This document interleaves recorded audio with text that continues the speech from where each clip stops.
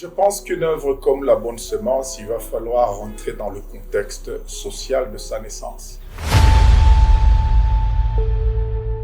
La vision était de gagner le quartier Baudouin au Seigneur.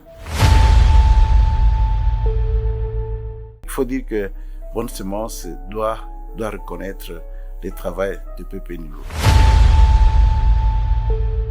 En approchant l'œuvre, nous nous sommes rendus compte que c'est une bonne œuvre qui était basée sur l'évangélisation, sur l'évangile pur. Le Seigneur m'appelle de le servir à temps plein. Moi, j'ai dit que ça veut dire quoi? C'était dans cette cave-là que M. Monod travaillait avec ceux qui avaient adhéré à sa vision, comme mon ami déjà Jean Médard Barouane était déjà avec lui en ce temps-là.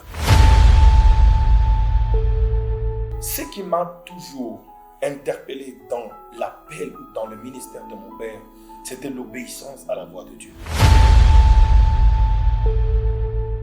Mais quand je me voyais accueilli, étant La Bonne Semence, par des familles qui étaient de loin nantis que là d'où je venais, c'était une caractéristique pour moi qui me faisait voir que l'Église est une puissance. Vous ne pouvez pas avoir une convention, soit une organisation qui se faisait à Lumbashi, à la 30e, sans qu'on invite la chorale Bonne Semence. On était toujours là. C'est comme ça que j'ai connu cette église qui a commencé tout feu, tout flamme avec le pasteur Médard Barouane.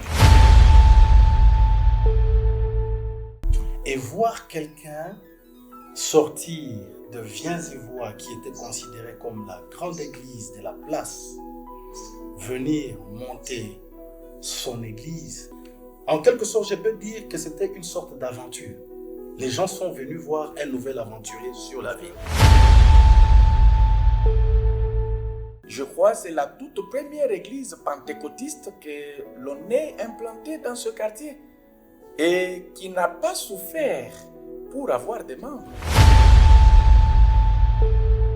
Le premier culte a commencé le 11 mars 1992.